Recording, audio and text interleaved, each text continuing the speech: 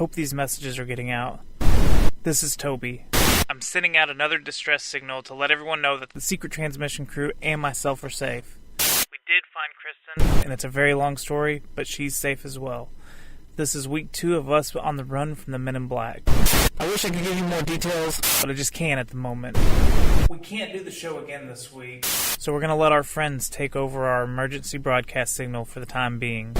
Also, if you'd like to help support us while we're on the run, we have t-shirts available on What a Maneuver's website. There will be a link in the description of this episode. Every shirt sold will help support the show and us while we're on the run, of course. You know, gas station burritos and stuff. And if you send us proof on Twitter at SecretTranspod or through email secrettransmission@hotmail.com, we'll send you a free 1 1/4-inch pin. We hope to be back soon. I really hope this message gets out to everyone. Okay, listen up, this is how it goes down. You listen to the best geek podcast in town. Gonna spit a few bars to let everybody know that you're tuned into the Geek Yogurt Podcast show. There's Som, the man, the myth, the nerd, with his mate their wave to take over the world. Can't forget my man Rara, who can't do a cha-cha, but he's got all the girls ready to show off their tatas. And the man called Well, his name is Knock, who's a full-time geek from his head to his socks. These guys are crazy, people say that they are loony, just as insane as casting Batman as Clooney. So here is the show taking all the rest to task. It's now time for the Geek Yogurt Podcast. Bitch. Hey everybody, welcome to this episode of the Geek Yogurt Podcast. I'm Knock. I'm Som. Rah-rah. And Wave. We are filling in for the Secret Transmission Podcast because they are on the run from a federal organization that are trying to track them down to silence them. The intelligence agency is out to get them. So they asked us to fill in for them while they're underground, and we're going to bring you some local haunted places. You know, I really do hope that their cave behind Washington's left nostril does work out. Shut up! Nope. Who's going first? What do you got? What do you guys got? I actually have 3, because mine were somewhat short. Wow, mine's short, and I only did the 1. Just like school, I fucking fucked up the homework so bad. You did your homework. Congrats. I think we all just kind of randomly picked different shit. Anyway. Well, I'll pick one first. Go. This one is a story that I heard back when I was a kid. We used to frequent this creek swimming hole upstate in Onondaga County. It's a little upstate New York, by the way. Upstate New York. It's a little bit out of ways from Syracuse, New York, which I'm sure people have probably heard of. This is called 13 Curves. And it's a place. She's a curvy lady. Well, there's a road that cuts through the hills up there, and it features one of these winding roads features 13 distinct curves, and there's always been safety concerns there. And over 70 years ago, a terrifying and brutal car accident had occurred at Cedarville Road in Onondaga, New York, just 10 miles southwest of Syracuse. Since that fateful day, it has been said that the road, which is known better by its nickname, the 13 Curves, has been haunted by the souls of those who died in this tragic accident all those years ago. This place is known for its ominous and tightly wound curves overlooking a creek, which people can swim in today, as I did when I was a kid. That's how I kind of heard the story, was swimming in the creek underneath this winding road up ahead, or up above you, and everyone would go, oh, where does that road lead to? And then inevitably that would lead to, yeah, right, everyone would be like, well, funny story about that. It's so funny, it's tragic. Yeah, and then, you're a kid learning about somebody who died in the water. The story goes that a newly married couple who were navigating the road on their wedding night, while coming across the road, one of the curves, their ride veered off out of control into a nearby creek. And as it rolled down the hill, it scattered their parts across the hill, and finally the car landed in the creek down below where you can inevitably swim. So now you're sitting in this water, hearing a story about a married couple that just died from the hill, and you're like, should I be swimming in this? It's okay. I peed in it. Is it yeah, don't worry. It's sterile now. We peed in it. It killed him instantly, and since that day, travelers on this road have seen the ghostly image of the bride with glowing eyes. Sometimes she's covered in red or blood splatter, some people say. Sometimes with an orange lantern, because I've heard Because she was greedy? Well, I've heard this story told where they weren't in a car; they were in a carriage. It was so just. It goes back farther. It might go back further than or it could people have been, could just up the Yeah. years Wait, as the story goes on. How did she meet Larfleeze? Jesus Christ! It's a possibility that they were in. They just gotten married. They're taking a carriage ride up this road that's too. true. So, I mean, it's I mean, people still do that to this day. To this day. Donna and I were looking into whether or not to do that. especially in upstate New York in the fall. I mean, it's beautiful up there and winding through those roads in the hills. If you've ever gone through New York State in the fall, you know it's a really beautiful place to do something like that. unless you live here and see it Every every year. all of your life. Leafers! Yeah, the frickin' leafers. So sometimes they see her wandering the curves or standing amongst the hills with the lantern, wandering the shoulder of the road. Not many people say that she's been violent or attacking. However, there has been some that say that she appeared to leap out at their vehicles while they were passing by the roads. Almost causing them to crash. Because there's been lots of accounts of people almost crashing there, and there's not every single account, but a lot of those accounts have been, well, we saw something and it kind of caused us to crash. So maybe the bride, maybe not. Another thing that people have spotted a ghostly image in their rearview mirrors while they're driving through these curves. Yeah. But only in these stretch of the 13 curves. And if they look back, to see if there's somebody sitting in their back seat, nothing's ever there. But it's always the same ghostly white image of a bride in their rearview mirror, which is Wow. pretty So the fucking group creepy. was like, I'm cool being dead. Yeah, right? It's cool. I'm moving on. Well, I wonder if the bride was stuck in the car and the groom was the one that had his body parts scattered. Mm-hmm. Because maybe that went to I don't know how apparitions work really. So, the rearview mirror. Yeah. So now it's become a tradition to travel this road on Halloween night for everyone up in Syracuse, and I know the police have been trying to stop it. Yeah. Because as more and more people do it. It's a traffic problem. And you're going to end up really causing an accident, and somebody else will probably die on that very same road. Well, you know what? If somebody else dies, maybe they can take the bride into the afterlife. Yeah, there we go. And that way, finally give them some closure. Give her the next husband. Yeah, and a lot of these trips have had people report encounters of the bride. So I don't know. Cool. It's something pretty cool. Yeah. That's kind of you see that in movies sometimes too. So it's kind of like a neat thing of I don't know, someone's life cut too short and they're sort of angry Trapped about it. now, yeah. Trapped and angry about it. So they do this shit. Wow. That's kind of a cool That thing. was one that stuck out to me as just when I was a kid, remembering it. Because while I was doing research for this episode, I came on one that was sort of like that from down in PA. And it just was oh my God, that's right. I remember being told one when I was a kid. And that one just stuck with me ever since. Now, that's one of my favorite ghost ones. Cool. You guys have any other ghost ones? Yeah. Oh, yeah. Because my second one is a little bit more not necessarily ghost, but more kind of this is alternate dimension stuff. So I wanted to keep on the ghost train. Oh yeah, I think all mine are ghosts. And I'll go next if that's okay. Yeah, what do you got? Mine's more benign, I guess. It's sort of more of just a local folklore kind of haunting thing. Yeah. Here in the Triple Cities area, we have a science center called the Roberson, and attached to the science center is an actual mansion. Where the original people lived. But I'm not going to talk about that one because I just messed up my notes. Oh, no. I'm going to talk about something else. All right. Because where I have my number one, where I'm supposed to start, is actually the number 2. But here's the connection. They were both designed by the same guy. Oh, really? So the same architect designed both buildings. So that's how I was going to link them together for this episode. Okay. So before the Roberson, let's talk about this. The New York State Inebriate Asylum, or the Castle on the Hill. Castle on the Hill. Now this one I want to start with because it's straight up out of a Blumhouse.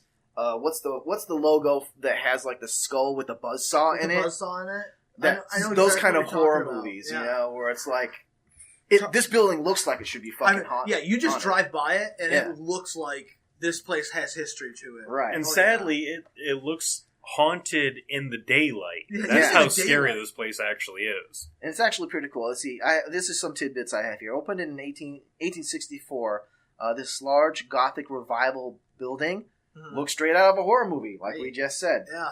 It was the first place in, I think, America where they treated alcoholism as a disease and started treating people there. From what I've heard, So, that's what I know. There was like some new stuff they did. It was also the first place that they started using electroshock Oh shit. as a form of treatment. Yeah. So Well, they were all drunk. yeah. Well, yeah. Back then when they were just starting out with this stuff, it was crude. Well, electricity was still very, very new. yeah. So I'm sure there were some that did not go according to plan. Treatment might have been a little rough. Yeah. Yeah. And they also used lobotomy a lot. Yeah. As a form well, of back treatment. then it was probably the ice pick lobotomy where they went in through the eye socket, the corner of the eye, and then you go down so brutal. far, Yeah.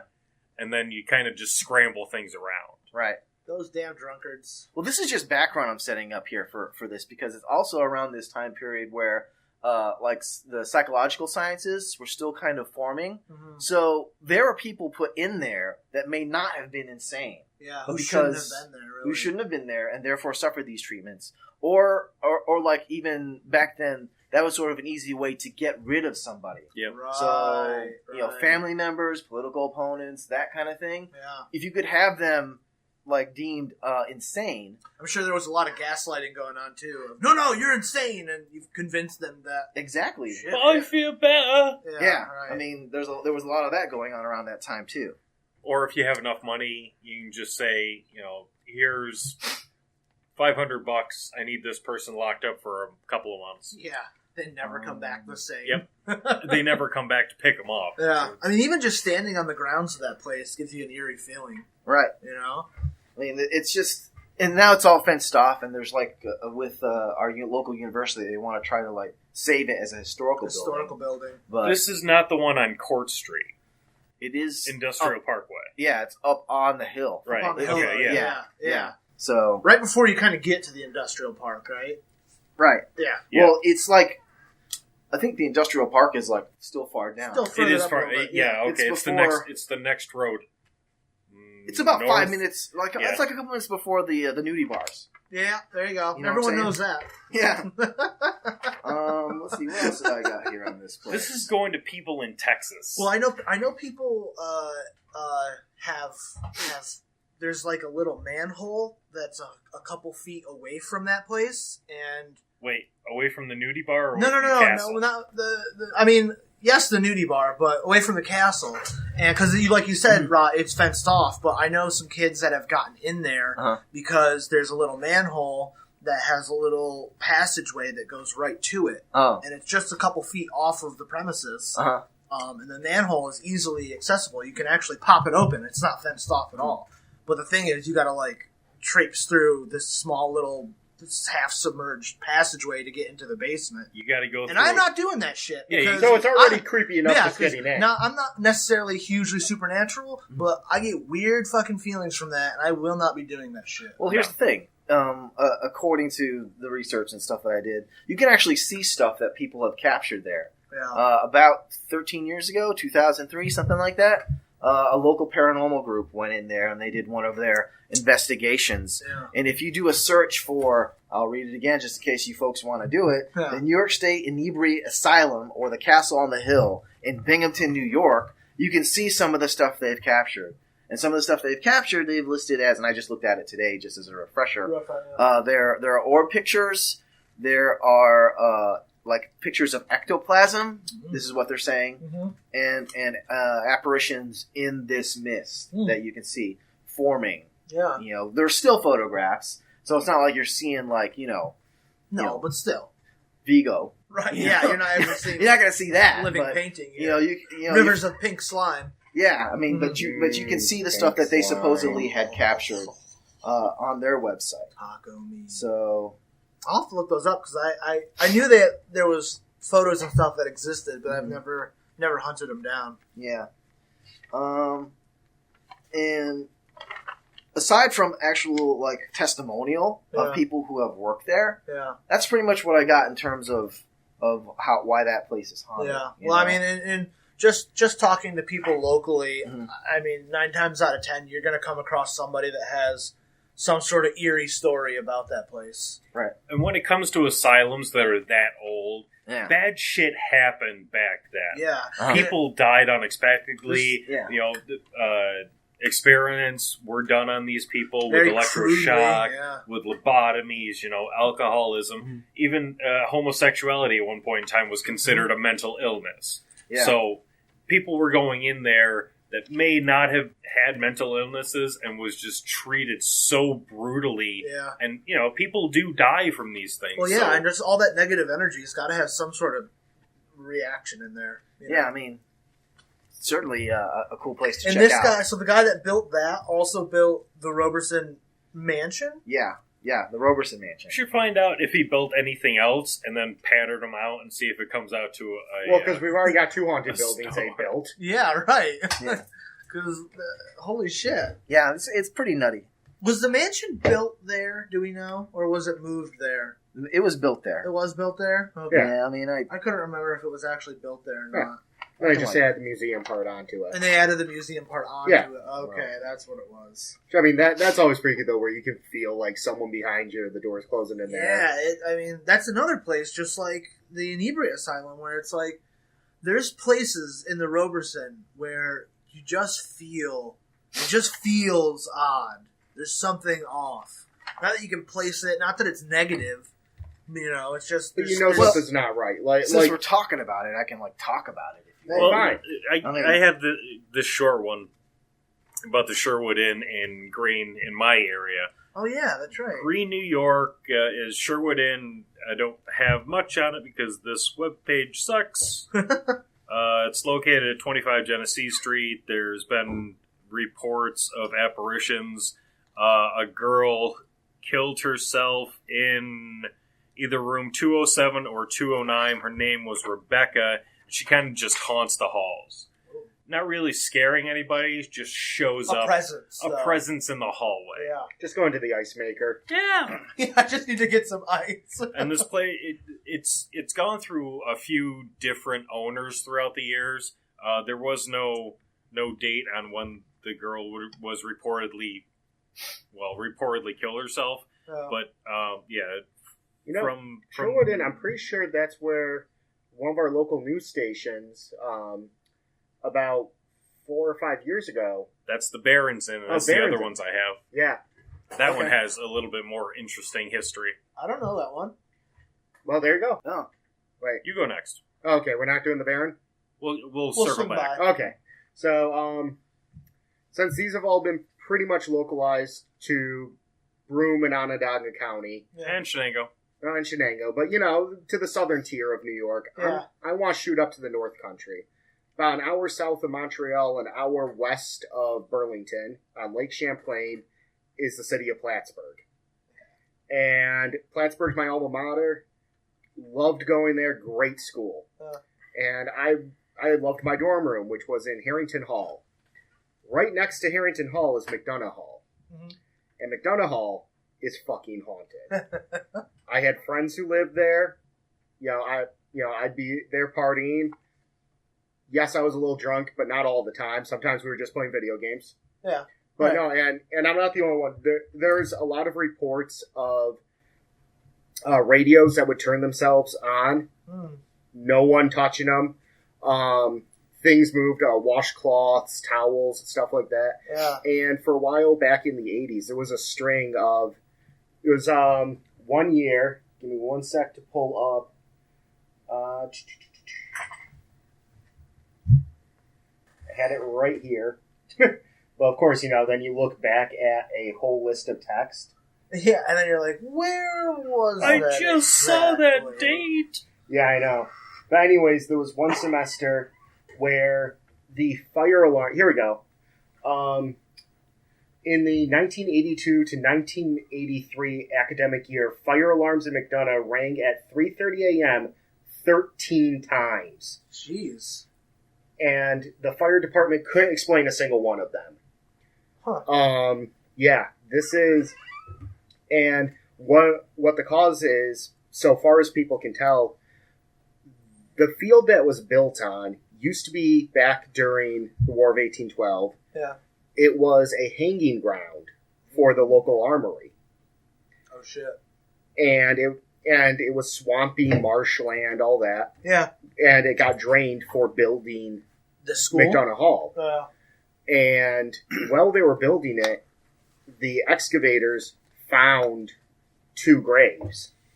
And one of the stones couldn't be read at all. The other, they could make out a name on. The name, it said, wife of Benji, last name appeared to be Vaughn, and daughter of Nathan and Roseanne Averill, died December 12th, 1812, age 47 years.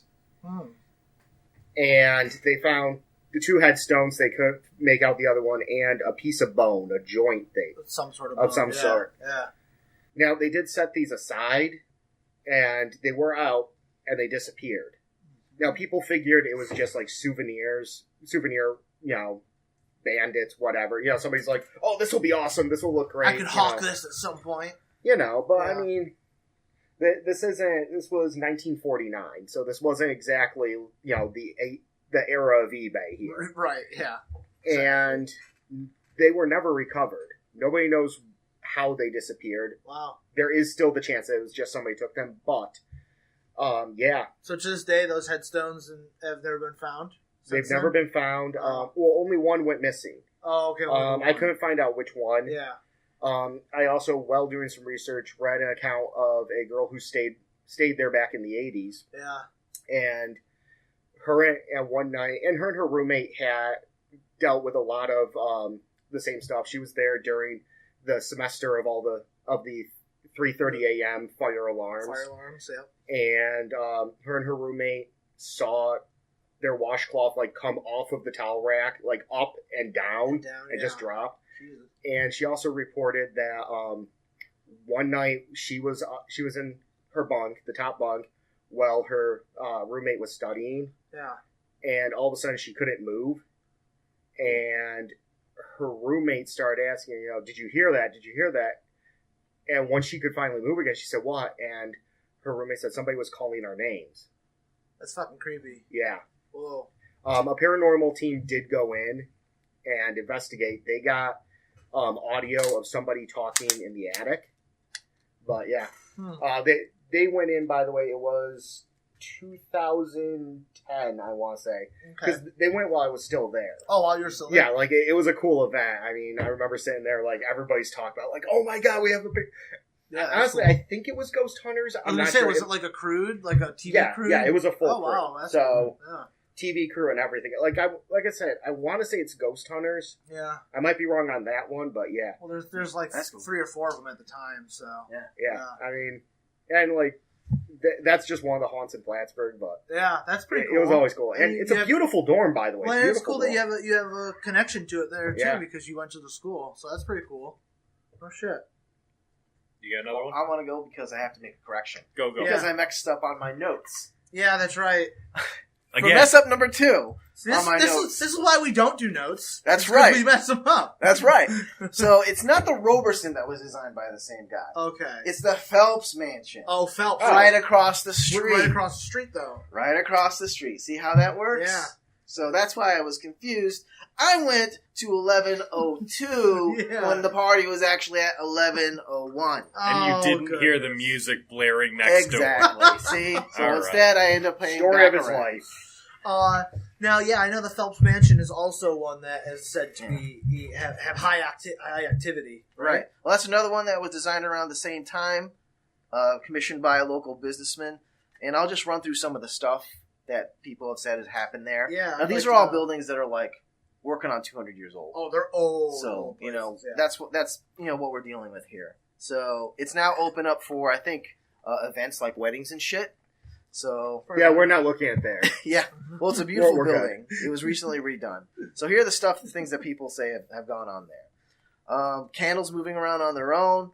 There are elevators because it's a multi-floor building going up and down by themselves. Yeah. People talking on corridors and there's no one there. Doors slamming. There's one instance where an employee said while they were on a tour, I think, doing a tour, like a metal fireplace bar flew out at her. Jesus. Yeah. So, like, an actual object was... Oh, they're rude ghosts. Yeah. They're just fucking rude. Yeah. Right. And hands on clocks, like, because they have antique clocks in there that no longer work, moving on their own. All of a sudden working. And changing time. Yeah. That kind Those broken clocks are right more than twice a day. Those broken clocks are right more than twice a day. That's actually pretty good. You got another one, Sam? Well, mine kind of shifts from ghost stories and more into... Let's jump into the dimensional rift. Yeah, well, first there was this place I found called Pine Bush. It is down in the Catskills, New York, Appalachian, Hudson Valley area. And this is a place that has been known for high UFO activity and strange creature sightings and Also a lot of drinking. Well, yeah, it is, Hudson Valley, New York, so there's not too much else going on other than, like, forest land and drinking. So, yeah.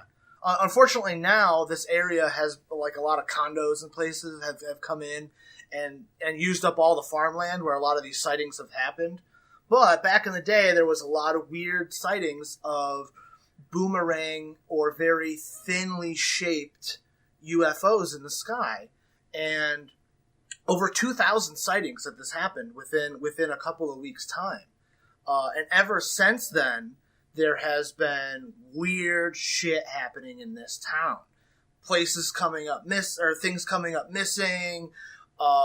People hearing stuff, seeing weird creatures that, multiple accounts have these creatures moving like in still photograph frames, not smoothly like you would see a normal person like walking, somebody but yanked every third frame out of right, video. exactly. So it was this like scattershot image of these things, and it was just weird stuff like that, and a lot of like paralysis stories where people would say they woke up and they couldn't move. Only thing they could do was move their eyes, and it was like either blinding light or crushing darkness. It was always those two things. And within these dark and light realms, people would feel like getting poked, prodded, or they feel like their skin's on fire, or somebody's raking over things. They could hear voices. So really weird shit like that out of this town, Pine Bush. And I guess over the years, it was kind of low-key. Everyone was kind of afraid to embrace the strangeness of the town. Somebody did an expose on weird alien sightings across the United States and featured this town in one of the books. And ever since then, this was like back in the 80s or something like that, the town has kind of come to embrace it. So if you go down there now, it's kind of like Roswell, New Mexico, where diners and barbershops and people kind of embrace that weird shit happens in this town.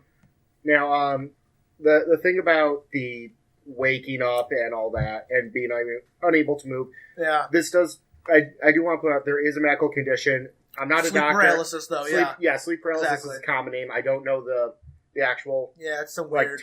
technical. I am not a doctor by any stretch of the imagination. Yeah. Anyways, but what happens with this is sometimes when you wake up, your brain is still emitting the chemical that makes it so you don't move in your sleep. Right.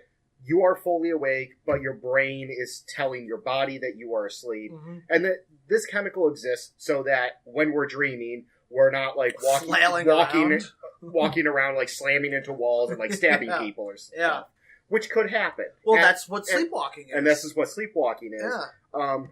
And one of the things that happens commonly is when you wake up with sleep paralysis, because your mind is still active but you can't move and you can see your room, you will start to hallucinate just these god-awful things like reapers and aliens. This is where shadow people come in. Shadow people. And it's because your brain is trying to cope with this idea of, I can't move, I can see my room, I think I'm dreaming, but maybe I'm not dreaming, and just the innate terror inside somebody. Well, it's so easy to tether a supernatural explanation to that. Well, not just the explanation, but no, that's where you will actually see it. You'll hallucinate it because your subconscious will go, oh shit, this must be actually happening, and trying to put something on that fear. It's the same. It's the same chemical that your brain releases when you die. Actually, This has happened to me before, where I've woken up and I can't move, and then all of a sudden there's this old woman's face, like directly in front of my face. Yeah, and that's when I fully wake up. I can move around and I start screaming. Right. That's when and wake up my wife, and she gets pissed off at me. By the way, I was very good there. I really wanted to interject a joke, but I didn't, so I was very good. Yeah, thank you for that. Thanks. You set me up perfectly, but I'm just proud of myself that I did it. All right. So, Agent Amy also has a very chilling story about the Vestal Rail Trail. So, take it away, Agent Amy. Hi, everyone. This is Agent Amy, and I'm here to tell you a little story about a haunted place in Vestal, New York, called the Rail Trail. The Rail Trail in Vestal, New York is now a very popular attraction site for many bikers, hikers, and dog walkers, but very few pedestrians think twice about the history of our beloved walking trail. On June 8th, 1901, Lackawanna Western Freight Train number 61 had stopped to take on water. Not an unusual occurrence with the steam engine. But during that time, a double-header freight train was hurtling towards the stopped train. Now, a normal train accident can be disastrous, but there was one slight detail that elevated this wreck to catastrophic. Number 61 was transporting 5 tons of dynamite. The engineer of the Wildcat applied the brakes and blew the whistle, but it was too late. He leapt from the moving locomotive seconds before impact, leaving the Wildcat to collide and sealing the fate of 5 railroad workers, including 3 of his own. The explosion was so intense that parts of the engines were catapulted into the air and found half a mile away from the explosion site. Windows in both the town of Vestal and the adjacent town of Union were blown out of their frames due to the severity of the blast, and the sound of the explosion was reportedly heard up to 8 miles away from the city of Binghamton all the way through the town of Appalachian. Today, all that remains of the Lackawanna train wreck is a plaque placed a quarter of a mile from the beginning of the trail. Although several locals have claimed to still hear the sounds of the explosions reverberating to this day. Thanks, Amy. That was a huge explosion with the fucking train. Killed, I don't remember how many. Yeah, they killed a bunch of people. A lot of people died. A lot of people died. A lot of people. Let's head back to Green to the Baron's Inn. Yeah, I'd like to know that one. There's been orbs, translucent balls of light that appeared in photography and in some supposed places, but apparently the Baron's Inn is one of the big ones around this area. Yeah. Stories and tales. One of the most haunted places is the Baron's Inn on Route 12 in Green.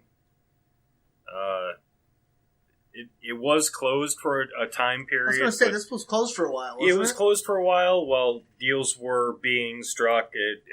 New ownership happened, and the new owners pretty much revamped everything. I haven't been inside, but the outside has been all revamped. Yeah. A new siding. They've got a fountain out there, and it looks great. Probably really done it up, then. Yeah, they really did. Which, by the way, if you'd like to see some pictures, I just checked WBNG.com, which was our local news that went up there. Yeah, two morning reporters a few years ago went up there and did kind of a ghost tour. Yep, and they went with expert paranormal investigator Bill Lenga and sensitive Mary Ann Downing. If you search Baron's Inn on WBNG's website, you can find the stories about it. Up. That's right. I forgot they did that. If you're interested in looking a little more into it. Sorry, I just wanted to... No, that's fine. It was actually in the article that I was reading, too. Oh, that's cool. I don't... no, they don't have the link in here, but... Have you been to this place at all? Baron's Inn? Yeah, I did some carpentry work, some plumbing work, and I worked as a busboy for one night. I used to know the old owner. Oh, I did a lot of contract work for him. So I'd get fed. We'd get done with the job and we'd go back to Barron's and I'd get a burger and fries. Oh man! But I never knew. I knew about the Sherwood, the hauntings in the Sherwood, but I never knew anything about the Barron's Inn being haunted. Yeah. Apparently, there was one of those guys, handyman, that died there, and he roams the halls. Somebody died in the attic. There's another person that hung themselves. Yeah, the invisible little girl. I think she was the one from the attic. I think it was the guy from the attic, and there was a little girl that ran out on the road or something, got hit, and there was somebody else that hung themselves. So a lot of paranormal activity around this place. They hung themselves in the. They hung themselves in a tree outside. Oh, okay. But there's been a lot of orbs. The two reporters got photographs of orbs. Apparently, one of the ghosts does not like female bartenders because glasses and things keep falling off the counters and off the racks every time there's a female bartender there. So wow, yeah, sexist ghost. This is another old building. Green itself was established in like 1789. Hey. Don't excuse the ghost's bad behavior. They're assholes. If they're stuck in the time period, don't care. They're assholes. The mind frame that they died in. Look, a ghost Nazi is still a Nazi. It's a valid point. You do have a point there. Yeah, I'll agree with that one. Yeah, another one, Wave? No, that was as normal. I did shit with my homework, so I got one more that I wanted to say.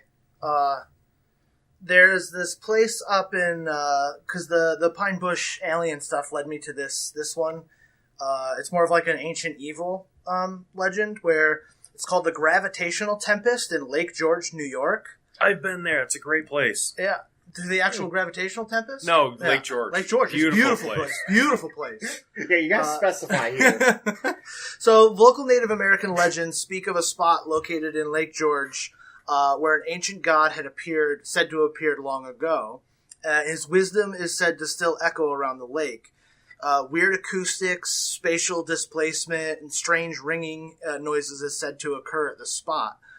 There's a large compass cut out into the ground, and some have claimed that if you stand directly in the middle, you can hear echoes and feel strange gravity swells, see shifting visions and of the sort while standing in this location. Things that others around you cannot perceive unless they're standing where you're standing. So only one person can stand here at one time, and only that one person is able to feel these and hear this weird echo and ringing, but it's only in this one location. It's understandable because if two people were standing in the same spot, then the echoing it would be disrupted by the two people. Yeah, it would have that destabilization of whatever occurrence is happening there. And of course, a lot of people have put in this: is it a slip in space-time, portal to another world?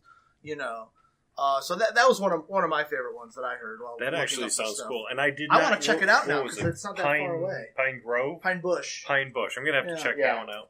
All right, so what do you got next, Rob? I've got a couple little creepy tales, maybe to tell you guys. More local ones. Yeah, more local stuff. I guess instead of going back to the castle, we'll end with the castle, which was the Psych Center. Yeah, we did a lot on that one. And then we'll just put this little, which I thought was just a little weird, and what I really would like to check up on at some point. I'll just read it straight up and see what you guys think. Is this a different mansion? What? That you're going to read now? This is separate from... No, this is just local lore. Local lore. Yeah. Okay. Spooky stories. Gotcha. This is just local lore. It has nothing to do with ghosts or any shit like that. Right. Just a weird thing. Weird happening. Creepy shit that's happening around here. Which, there's some creepy shit that happens. Wolf job. Okay. Yeah, exactly. So, yeah. All right, so I'll just roll right into it. Here we go. Did you hear So my this is straight up. Roll? Now, we have a courthouse downtown in Binghamton. And we go back in time to May 18th, 1871, we would be witnesses to the last public hanging in New York State. Oh. The person hung was Edward Ruloff. Yeah, he was hung. Yeah. Unlike Knock. What was his name? Edward Ruloff. Ruloff. Huh? Yeah. So I would encourage people to look this up and maybe let us know if this is all just horse shit. Here we go. Edward Rudolph, and by all accounts, he was a well-educated man and considered by many to be a near genius. In fact, according to this article, his brain is on display at Cornell University as of 1970 as the second largest brain on record.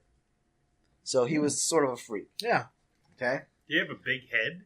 I don't know. I want to go to Cornell and was see he if their the brains up leader? there. That's a really big head. It's Krang. That's awesome! On with the story. That would All right. be pretty fucking cool. Rudolph is unique because, by all accounts, he was a man who had the ability to succeed in life, though through his intellect, but often chose to take a criminal path. At a young age, he served 2 years in jail for embezzlement. But later in life, he would go on to present his theory of language origins, entitled "Method in the Formation of Human Language," which he believed would become the definitive reference book in the field. Later, though, he was accused of beating his wife and daughter to death, as well as poisoning his sister-in-law and niece. He spent some time in prison, but was released on those charges due to a lack of evidence. He ate it. Yeah. ate the evidence? He ate the The evidence. bodies? He ate the bodies. Ate the body. He ate everything. And chased it with the poison. Yeah. He was immune to it. So he was found guilty of murdering a store clerk. This is why he was being hung, and was sentenced to death. But although it can't be confirmed, our local lore has it that his last words were, "Hurry up! I want to be in hell in time for dinner." Well, So what time defiant do to you the serve dinner? end. That's kind of badass. That is badass. That's a badass last line. That's pretty cool though. And hell does have the best catered dinners. I Do will they say. have the early bird special? Every other Sunday. Every other Well, Sunday. I mean, that's the thing, though. You know it's good because Leonidas took 300 of his closest friends to go dine there. Right, yeah, Right. exactly. That's pretty cool. Great reference, Wave. He got one. He got one. That's pretty cool. I didn't know about that guy. Yeah. Yeah. You got any other local story tales? Yeah, I just have one, and going back to the castle, the Psych Center, I think I have one more if I can find it now that my shit's all together and I've actually... There it is. Oh, Okay, boy. here we go. Sorry, folks. I'm a little disorganized this evening. I'll just go ahead and straight up read it. It's the heavy drinking. Yeah. Yeah. It's the senior moments. Well, yeah. And by heavy drinking, I mean cough syrup. Yeah. Robitussin. So... And Dimetap. This, yeah. Can I get to this before I totally, get narcoleptic and fall asleep? Yeah, that's right. It's I forgot Dimetap exists. What do you got? All right. So this will be in reference to the Psych Center that we talked about a Covered little bit earlier. earlier. Mhm. This New York State Inebriate Asylum, or the Castle on the Hill. Well, speaking of inebriates. Yeah. This happened in 1993, and this was the recounting of a 13-year-old boy who went to work with his dad. His dad worked for the phone company. Apparently, they were going to put new lines in at the facility, which was still in operation at the time. He brought his son along with him to do the installation? It's Yeah. take your kid to work day. Oh, well, yeah, that's true. Yeah, it was probably winter break. He'd probably just stay at home and play it himself anyway. So he Well, said, "Why don't you yeah. lay some cable with me?" Yeah. What There you go. What era was this? Would you say 93? 1993, yeah. 1993? Yeah. Okay, so they could have went down the road a little bit and laid some pipe instead. There's another little, yeah. By the way, I just did a little research. He definitely wasn't the last man hanged in New York State. Oh, okay. Well, there you go. That would be John Greenwald, and that It was 2 years ago. December 6th, 1889. Oh, okay. Okay. And when was this guy supposedly hung? 1870. Okay, so close by. Yeah. In proximity. And Well, they didn't have their fill of hanging. Yeah. Well, it hung as in like Knock was saying, but actual hung by the neck, hang by the neck, not like a third leg. Are you on the internet porn database? What was this guy's name again? The guy that was hung. Yeah. It looks like I'm floundering. It's Edward Rudolph. Edward Rudolph. Found him. Yep. 18th May 1871. Murder of Frederick Merrick. There you go. Fucking Merrick. That guy was a prick anyway. Right.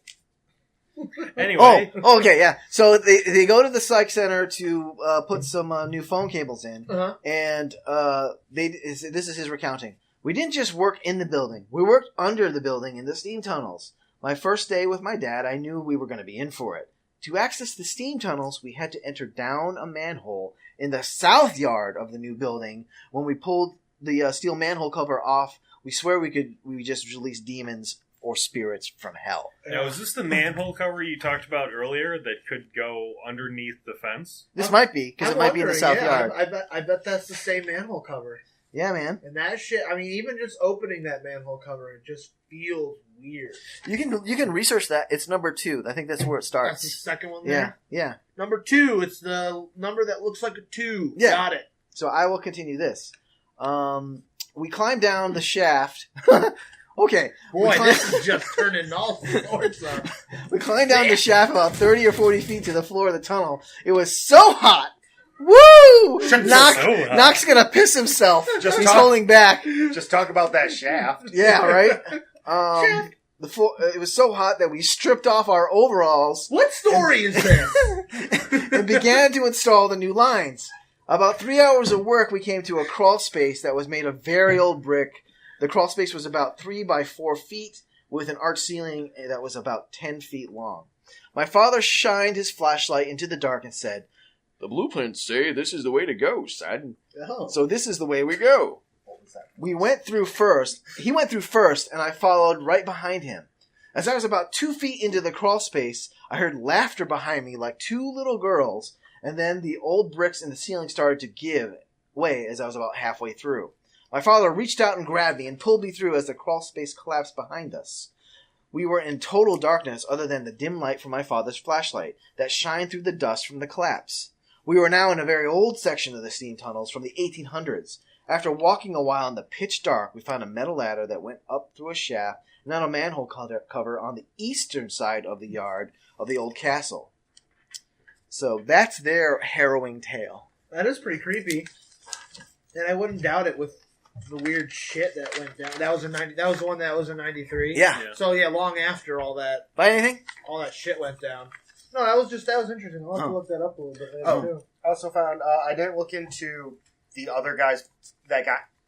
I'm still on. No, that's on fine. Edward here. The final guy. Right? That up here, it may be because I noticed that the line was in his personal Wikipedia thing about it says last public hanging. Yeah. So the other guys who were because there's a good 18 years of hangings after that. Yeah. But they might not have been. They might have been private. It might have been in a jailhouse. Yeah. So I said public hanging, didn't you? Yeah, you did. So we were just looking for a little bit more of clarification. That's all. Okay. Look, I like to know about my hangings. Okay. We actually did do a next step research. The guy did exist. He was the last publicly hanged man. Publicly hanged man. So the story is possibly true. Now we have to find his brain. Yeah. The thing did say that it's on display at Cornell. That's a Geek Yogurt field trip. I want to go check that out. Because they probably have a medical. We can go see the Corning Museum of Glass over there. Yes! They have a mask of Medusa. Fucking awesome looking. Oh. That's cool. That sounds made out of glass. Wait, yeah. glass. I just want them to make I want them to make a hole. I'm pretty sure her mouth is open. I want them to make a hole in the glass. The glass hole? I want the glass hole. You want the glass hole? I'm in search of the glass hole. Okay, I think this is going to get really scary soon. We've got to the end. So smooth. You can find the Geek Yogurt Podcast on Facebook by searching Geek Yogurt Podcast. What do you know? Find us on Twitter at Yogurt Podcast. And subscribe to us on your favorite podcatcher. Yeah, whatever you listen to. Our main place is Podbean. It's geekyogurtpc.podbean.com. You can find us through the hashtag Podcast Mafia or the hashtag Podern Family on Twitter. Family, what up? Yep. Thanks for listening, guys. Yeah, thank you very much. Thanks for letting us do a guest episode for your own podcast too. And I hope all you listeners out there enjoyed the spooky local stories. Yeah. It's kind of fun. We might have to do this again. Yeah. Halloween's a few months. Yeah, definitely. What the fuck is that? There's some musical outage for our show.